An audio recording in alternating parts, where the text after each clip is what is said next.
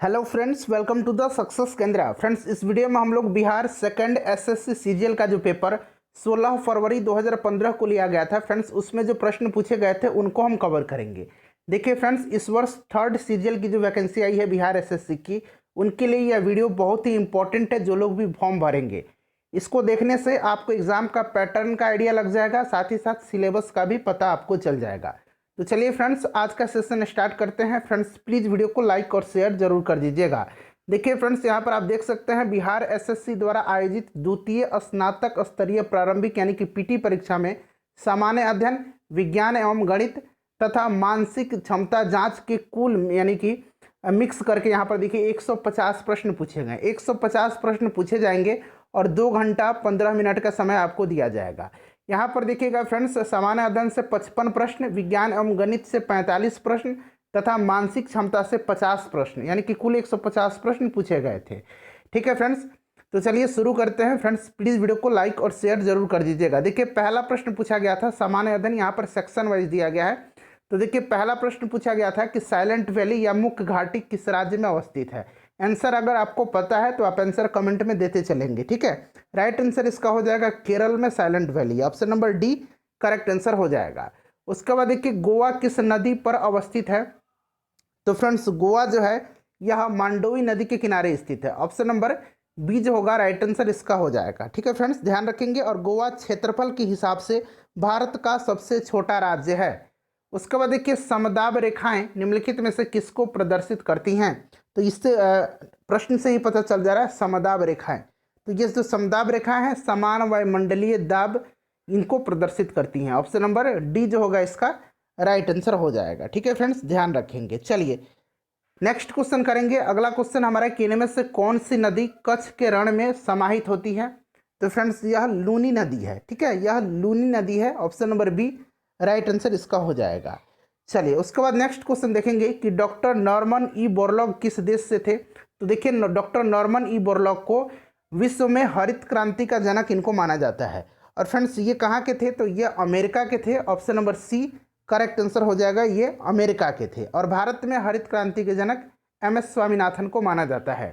भारतीय संविधान का कौन सा अनुच्छेद छुआछूत उन्मूलन से संबंधित है। फ्रेंड्स, कल हमने एक और सेकंड सीजीएल का क्वेश्चन पेपर कवर किया हुआ था, लिंक आपको डिस्क्रिप्शन में मिल जाएगा, आप लोग जरूर देख लीजिएगा। तो फ्रेंड्स, छुआछूत यानी कि अस्पृश्यता का उन्मूलन करता है अनुच्छेद 17, option number C right answer इसका हो जाएगा। अनुच्छेद 18 में उपाधियों का अंत किया गया है, इसको भी आप ध्यान रखेंगे। चलिए उसके बाद देखिएगा कि बिहार पंचायती राज अधिनियम में ग्राम पंचायत की अवधि 5 वर्षों की निर्धारित है, इसकी गणना। तो देखिए, इसमें से राइट आंसर आपको बताना है। तो देखिए फ्रेंड्स, यहाँ पर सभी ऑप्शन देख लीजिएगा और देखिए इसकी गणना जो है ये आपके पंचायत निर्वाचन के परिणाम घोषित करने की तिथि से की जाती है। ठीक है, 5 वर्षों का होता है, ध्यान रखेंगे इसकी अवधि। पंचायती राज अधिनियम में ग्राम पंचायत की अवधि, और इसकी गणना जो की जाती है वो पंचायत निर्वाचन के परिणाम घोषित करने की तिथि से की जाती है। उसके बाद देखिए, राज्यसभा के संदर्भ में निम्नलिखित में से कौन सा कथन सही है। इसमें से आपको सही कथन चुन करके बताना है। तो देखिए सभी ऑप्शन पढ़ लीजिएगा। देखिए राइट आंसर इसका जो हो जाएगा, यहाँ पर देख लीजिए, धन विधेयक जो है ये केवल लोकसभा में लाया जाता है, ये तो गलत हो गया। ऑप्शन नंबर सी सही है कि राज्य सूची के किसी भी विषय पर संसद कानून बना सकती है अगर राज्यसभा 2/3 बहुमत से पारित करे कि राज्य सूची का संदर्भगत विषय राष्ट्रीय महत्व का हो गया है। तो ऑप्शन नंबर इसका सी जो होगा राइट आंसर हो जाएगा। ठीक है, ऑप्शन नंबर सी इसका राइट आंसर हो जाएगा। चलिए आगे बढ़ते हैं, नेक्स्ट क्वेश्चन कर लेते हैं। अगला क्वेश्चन है कि राष्ट्रीय प्रतीकों के संबंध में नीचे दिए गए कथनों में से कौन सा कथन सही नहीं है। सही नहीं पूछा गया है, बताइए। तो देखिए, इसमें से जो सही नहीं है वो आपका कौन सा हो जाएगा। तो फ्रेंड्स, ऑप्शन नंबर सी हो जाएगा। राष्ट्रीय प्रतीक लौरिया नंदनगढ़ के शीर्ष से लिया गया, ये गलत है। ठीक है फ्रेंड्स, ये कहाँ से लिया गया है। तो ये कहाँ से लिया गया जरा आप कमेंट करके मुझे बता देंगे। ठीक है, चलिए उसके बाद नेक्स्ट क्वेश्चन करेंगे कि लोकसभा या विधानसभा के निर्वाचन में एक उम्मीदवार अपनी जमानत की राशि खो देगा अगर उसे कुल वैध मतों का, बताइए। तो देखिए, उससे कुल वैध मतों का अगर 1/6 से कम मत प्राप्त होता है तो ऑप्शन नंबर सी इसका राइट आंसर हो जाएगा। यहाँ पर देखिएगा 1/6 से कम मत प्राप्त होता है तो। भारतीय राष्ट्रीय कांग्रेस के प्रथम अधिवेशन दिसंबर 1885 में कहाँ हुआ था। तो फ्रेंड्स, ये बॉम्बे में हुआ था। WC बनर्जी इसके प्रथम अध्यक्ष थे। ठीक है, और इसमें 72 प्रतिनिधियों ने हिस्सा लिया था। उसके बाद देखिएगा कि एक दल लोकसभा में विपक्षी दल होने का दावा करता है, इसके पास न्यूनतम कितने सांसद लोकसभा में होने चाहिए? तो कम से कम उस पर जो है उस 55 होने चाहिए उसके पास। ऑप्शन नंबर ए जो होगा इसका राइट आंसर हो जाएगा। उसके बाद देखिए ग्राम पंचायत का कोई सदस्य हस्तलिखित आवेदन मुखिया को समर्पित कर त्यागपत्र दे सकता है। आवेदन समर्पित करने के कितने दिनों के बाद त्यागपत्र प्रभावी माना जाएगा? तो फ्रेंड्स ये 7 दिनों के बाद माना जाएगा। ऑप्शन नंबर ए जो होगा इसका राइट आंसर हो जाएगा। चलिए अगला क्वेश्चन देखिएगा कि भारत में स्वतंत्रता के बाद प्रथम आम चुनाव कब संपन्न कराए गए थे? तो देखिए फ्रेंड्स स्वतंत्रता के बाद भारत में प्रथम आम चुनाव जो थे ये 1951-52 में संपन्न कराए गए थे। ऑप्शन नंबर सी इसका राइट आंसर हो जाएगा। उसके बाद देखिए नरेगा योजना का खर्च केंद्र और राज्य के बीच किस अनुपात में वहन किया जाता है? तो देखिए फ्रेंड्स अब इसका नाम जो है नरेगा हो गया है। इसका आंसर आप मुझे कमेंट करके बताएंगे, ठीक है। चलिए अगला क्वेश्चन देखिए निम्नलिखित पंचवर्षीय योजनाओं में से कौन सी योजना अनावृष्टि और 2 युद्धों के कारण प्रभावित हुई थी?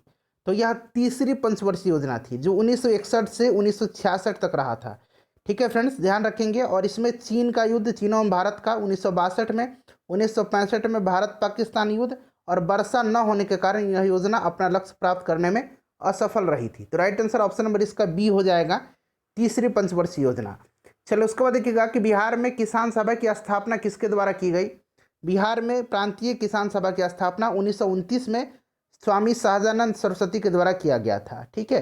राइट आंसर इसका हो जाएगा आपका Swami Sahajanand Saraswati, option number B correct answer इसका हो जाएगा। बाद में पुनः इन्हीं के द्वारा 11 अप्रैल 1936 को अखिल भारतीय किसान सभा का गठन हुआ था।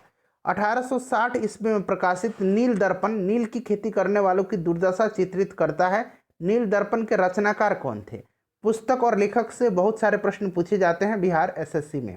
तो देखिए राइट आंसर इसका दीनबंधु मित्र हो जाएगा। उसके बाद अगला क्वेश्चन देखिएगा कि नीचे दी गई कमेटियों में से किसका संबंध पंचायती राज से है? तो पंचायती राज से इसमें से बलवंत राय मेहता समिति हो जाएगा। ऑप्शन नंबर ए जो होगा इसका राइट आंसर हो जाएगा, ठीक है। चलिए अगला क्वेश्चन देखिएगा कि सामुदायिक विकास कार्यक्रम का सार था। तो सही आंसर इसका क्या हो जाएगा? लोक भागीदारी, ठीक है। ऑप्शन नंबर सी इसका करेक्ट आंसर हो जाएगा। उसके बाद देखिए द्रोणाचार्य पुरस्कार किस क्षेत्र में दिया जाता है? तो फ्रेंड्स यह खेलों के प्रशिक्षण में दिया जाता है। तो देखिए यहाँ पर क्रीड़ा प्रशिक्षण दिया गया है द्रोणाचार्य पुरस्कार। अगला क्वेश्चन देखिएगा कि राष्ट्रीय खेल दिवस 29 अगस्त को मनाया जाता है, या निम्न में से किनसे संबंधित है?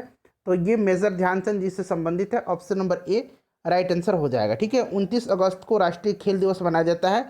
यह दिन हॉकी के जादूगर कहे जाने वाले मेजर ध्यानचंद का जयंती है। उसके बाद देखिए मैग्सेसे पुरस्कार रोबन मैग्सेसे के नाम पर दिया जाता है। वे किस देश के राष्ट्रपति थे? तो फ्रेंड्स ये कहाँ के थे? तो फ्रेंड्स ये थे फिलीपींस के, ठीक है। तो ऑप्शन नंबर सी हो जाएगा, फिलीपींस के यह राष्ट्रपति थे। अगला क्वेश्चन देखिएगा, यहाँ मैं डिटेल में आपको नहीं बताऊंगा क्योंकि यह प्रीवियस ईयर पेपर है। जल्द ही क्लास स्टार्ट किया जाएगा बिहार 3rd एसएससी सीजीएल के लिए, ठीक है। क्वेश्चन पेपर सिर्फ आप देख लीजिए, पैटर्न समझ लीजिए, प्रश्न कितने कितने प्रश्न किस किस सब्जेक्ट से पूछे जाते हैं ये आप अच्छे से समझ लीजिए। देखिए पूछा गया है कि यहाँ पर 22वें शीतकालीन ओलंपिक खेल किस देश में आयोजित किए गए थे?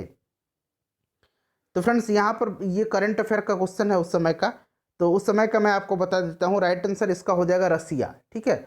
उसके बाद देखिए सहारा रेगिस्तान किस महाद्वीप में अवस्थित है? तो आपको पता है कि यह अफ्रीका में है। कहाँ पर है? अफ्रीका के उत्तरी भाग में, ठीक है। चलिए उसके बाद देखिएगा कि डूरंड कप किस खेल से संबंधित है? तो डूरंड कप जो है फ्रेंड्स यह संबंधित किससे है? तो फ्रेंड्स यह फुटबॉल से संबंधित है। ऑप्शन नंबर बी इसका राइट आंसर हो जाएगा। ध्यान रखेंगे डूरंड कप, संतोष ट्रॉफी, ये सभी जो हैं फुटबॉल से संबंधित हैं। उसके बाद देखिएगा कि वर्ष 2014 के नोबेल शांति पुरस्कार के विजेता कौन थे? तो ये छोड़ देते हैं इस समय, इसका राइट आंसर मैं सिर्फ आपको बता देता हूँ, ठीक है। राइट आंसर जब एग्जाम होगा ना तो उस साल के आप नोबेल पुरस्कार जितने भी अवार्ड्स हैं, जितने भी करंट अफेयर के इंपॉर्टेंट टॉपिक्स हैं, उनको एक बार जरूर आप पढ़ के जाइएगा। तो उस समय मलाला यूसुफजई और कैलाश सत्यार्थी को दिया गया था। बिहू किस राज्य का त्यौहार है? तो बिहू जो है फ्रेंड्स ये कहाँ का है? असम का है। उसके बाद देखिएगा कि पेरू की राजधानी कहाँ है? पेरू की राजधानी कहाँ है? तो बताइए पेरू की राजधानी जो है फ्रेंड्स ये लीमा है। पेरू जो है यह दक्षिण अमेरिका में जो है दक्षिण अमेरिका महाद्वीप में स्थित एक देश है। लीमा इसकी राजधानी है। उसके बाद देखिए चेरनोबिल परमाणु संयंत्र जो अब बंद है कहाँ है? ये इंपॉर्टेंट है, यूक्रेन में है। कहाँ पर है फ्रेंड्स? यूक्रेन में है। ये पूछा जा सकता है। उसके बाद देखिए जापान की मुद्रा क्या है, तो जापान की मुद्रा येन है। जापान की मुद्रा क्या है, जापान की मुद्रा येन है। उसके बाद देखिएगा कि निम्नलिखित में से किस चक्रवात ने भारत के पूर्वी तट को प्रभावित नहीं किया है, तो सही आंसर इसका इसमें से क्या हो जाएगा, नीलोफर हो जाएगा। ठीक है, करंट अफेयर का क्वेश्चन ये है, ये 2014 में आया था और यह हिंद महासागर में बना एक चक्रवाती तूफान था। चलिए उसके बाद नेक्स्ट क्वेश्चन देख लीजिएगा कि ट्रेन टू पाकिस्तान पुस्तक निम्नलिखित में से किसने लिखी है, तो ये खुशवंत सिंह की पुस्तक है। देखिए अब तक 2-3 प्रश्न पूछ लिए गए हैं। उसके बाद देखिए फिर से पूछ लिया गया पुस्तक और लेखक विंग्स ऑफ फायर, ये भारत के पूर्व राष्ट्रपति डॉक्टर APJ अब्दुल कलाम की है। Option number B right answer इसका हो जाएगा। ठीक है फ्रेंड्स, चलिए उसके बाद आगे बढ़ते हैं। नेक्स्ट क्वेश्चन देखिए भारत एक खोज, देखिए फिर से पूछा गया पुस्तक भारत एक खोज डिस्कवरी ऑफ इंडिया। ठीक है, ये है आपका किसका, तो आपको पता है कि ये पंडित जवाहरलाल नेहरू की पुस्तक है, तो ऑप्शन नंबर डी जो होगा इसका राइट आंसर हो जाएगा। ठीक है फ्रेंड्स, चलिए उसके बाद अगला क्वेश्चन करेंगे। नेक्स्ट क्वेश्चन है कि कौन सा देश sugar bowl of the world के रूप में जाना जाता है, तो फ्रेंड्स यह कौन सा देश है, तो यह देश जो है यह क्यूबा है। ठीक है, चीनी का कटोरा विश्व का कहा जाता है। जल का घनत्व किस तापमान पर सर्वाधिक होता है और जल का आयतन किस तापमान पर न्यूनतम होता है, तो ये दोनों 4 डिग्री सेंटीग्रेड पर होते हैं। ऑप्शन नंबर डी होगा इसका करेक्ट आंसर। चलिए फ्रेंड्स प्लीज़ वीडियो को लाइक कर दीजिएगा और इसे शेयर जरूर कर दीजिएगा। देखिए संयुक्त राष्ट्र संघ का गठन किस वर्ष हुआ था, तो देखिए फ्रेंड्स संयुक्त राष्ट्र संघ का जो गठन किया गया था ये 24 अक्टूबर 1945 को किया गया था। ठीक है, और इसका मुख्यालय न्यूयॉर्क में है। चलिए तो ये 1945 हो जाएगा। उसके बाद देखिए भारत की आज़ादी के समय भारत के वायसराय कौन थे, भारत की आज़ादी के समय भारत के वायसराय पूछा गया है, तो फ्रेंड्स उस समय कौन था, तो लॉर्ड माउंटबेटन था। ऑप्शन नंबर सी हो जाएगा राइट आंसर, लॉर्ड माउंटबेटन था उस समय। उसके बाद देखिए कौन सा, यहाँ पर देखिए ICS अधिकारी भारतीय राष्ट्रीय कांग्रेस का 1885 के गठन में शामिल रहा, तो ये कौन थे, ये थे एओ ह्यूम। ठीक है, option number D right answer हो जाएगा। एओ ह्यूम जो था इन्होंने ही इसकी स्थापना की थी, भारतीय राष्ट्रीय कांग्रेस की स्थापना। चलिए अगला क्वेश्चन हमारा कि म्यांमार की राजधानी कहाँ है, तो म्यांमार की राजधानी नैपिदो है। ऑप्शन नंबर सी हो जाएगा इसका राइट आंसर। उसके बाद नेक्स्ट क्वेश्चन दिखेगा कि तमस उपन्यास के लेखक, फिर से पूछा गया है, तो तमस के लेखक कौन है, तो फ्रेंड्स देखिए तमस के जो लेखक हैं ये हैं भीष्म साहनी। उसके बाद देखिए 2013-14 में रणजी ट्रॉफी किस टीम ने जीता है, तो देखिए फ्रेंड्स इस समय जो 2013-14 का पूछा गया है, जब आपका एग्जाम होगा तो आप उस समय की रणजी ट्रॉफी के विनर का नाम याद करके जाएंगे। ठीक है, चलिए उसके बाद आगे बढ़ते हैं कि भारतीय आज़ादी के समय इंग्लैंड के प्रधानमंत्री कौन थे, तो फ्रेंड्स ये क्लीमेंट एटली थे। अच्छा, भारत छोड़ो आंदोलन के समय इंग्लैंड के प्रधानमंत्री कौन थे, जरा आप कमेंट करके बताइए। उसके बाद देखिए भारतीय रिजर्व बैंक के वर्तमान गवर्नर कौन है, तो वर्तमान में शक्तिकांत दास हैं। जब मैं ये वीडियो बना रहा हूँ आज के डेट में शक्तिकांत दास हैं, आप लोग देख लीजिएगा जब एग्जाम देने जाइएगा उस समय कौन है, शक्तिकांत दास हैं या अन्यथा अन्य कोई व्यक्ति है। उसके बाद देखिए भारत के राष्ट्रीय महिला आयोग की प्रथम अध्यक्ष कौन थी, तो प्रथम अध्यक्ष जयंती पटनायक थी। ऑप्शन नंबर डी जो होगा इसका राइट आंसर हो जाएगा, ध्यान रखेंगे जयंती पटनायक। चलिए अगला क्वेश्चन देख लीजिएगा। हाँ, नेक्स्ट क्वेश्चन है हमारा कि भारत और चीन के बीच पंचशील समझौता पर हस्ताक्षर कब हुआ था, बताइए। तो फ्रेंड्स ये हुआ था 1954 में। ठीक है, कब हुआ था, 1954 में हुआ था। ध्यान रखेंगे राइट आंसर इसका ऑप्शन नंबर सी हो जाएगा 1954 में। और ये जो है शांतिपूर्ण सह अस्तित्व के 5 सिद्धांत जिन्हें पंचशील के नाम से जाना जाता है, इसके मूल प्रवर्तक भारत के प्रथम प्रधानमंत्री पंडित जवाहरलाल नेहरू तथा चीन के प्रथम प्रधानमंत्री चाउ एन लाई थे। ठीक है, चलिए उसके बाद नेक्स्ट क्वेश्चन देखिएगा कि भारत में हरित क्रांति के जनक, तो मैंने बताया था MS स्वामीनाथन थे। उसके बाद देखिएगा कि आंग सान सू की जो NLD की नेत्री हैं किस देश से संबंध रखती हैं, तो फ्रेंड्स ये कहाँ की हैं, म्यांमार की हैं, ध्यान रखेंगे। ठीक है, चलो उसके बाद देखिए महात्मा गांधी और बाबा साहब अम्बेडकर के बीच पूना पैक्ट कब हुआ था, पूना की संधि जो है ये कब हुई थी, तो 24 सितंबर 1932 को हुआ था। ठीक है फ्रेंड्स, ध्यान रखेंगे 24 सितंबर 1932 को, तो ये 1932 हो जाएगा यहाँ पर। उसके बाद देखिए गिर का वन शेरों के लिए प्रसिद्ध है, यह किस राज्य में है, तो यह गुजरात में है। उसके बाद देखिए प्रसिद्ध पेंटर राजा रवि वर्मा किस रियासत से जुड़े थे, तो फ्रेंड्स ये त्रावणकोर से जुड़े थे। कहाँ से, Travancore Kerala. Option number B right answer इसका हो जाएगा। बिहार में बहने वाली नदियों में किसका उद्गम अमरकंटक में है, तो फ्रेंड्स ये सोन नदी जो है ना ये अमरकंटक की पहाड़ी से निकलती है। ठीक है, ध्यान रखेंगे। चलिए उसके बाद आगे बढ़ते हैं। नेक्स्ट क्वेश्चन हमारा कि निम्नलिखित में से किसने नालंदा विश्वविद्यालय में अध्ययन किया था, नालंदा विश्वविद्यालय में हैन स्वांग, ठीक है, ऑप्शन नंबर बी इसका राइट आंसर हो जाएगा। हैन स्वांग जो था ये हर्षवर्धन के शासनकाल में भारत आया था। उसके बाद देखिएगा कि पूर्ण स्वराज का संकल्प कांग्रेस के द्वारा कब पारित किया गया था। तो देखिए राइट आंसर इसका हो जाएगा 26 जनवरी 1930 लाहौर। अगला क्वेश्चन देखिए फ्रेंड्स, अब यहाँ से दूसरा सेक्शन स्टार्ट हो रहा है विज्ञान और गणित का। देखिए गणित और रीजनिंग के क्वेश्चन जो हैं फ्रेंड्स PDF में टेलीग्राम पर उपलब्ध करवा दूंगा। सक्सेस केंद्रा के नाम से हमारा टेलीग्राम चैनल है, वहाँ पर 23,000 सब्सक्राइबर है, वहाँ पर जुड़ जाइएगा, ठीक है। चलिए अब हम लोग साइंस वाले पोर्शन पर आते हैं। तो देखिए फ्रेंड्स यहाँ से साइंस है, आप यहाँ पर देख सकते हैं 69 से। देखिए हरे रंग का पदार्थ जो पौधों में प्रकाश संश्लेषण करता है या निम्नलिखित में से कौन है। तो देखिए ये जो है ये क्लोरोफिल है, ऑप्शन नंबर ए जो होगा इसका राइट आंसर हो जाएगा, प्रकाश संश्लेषण होता है।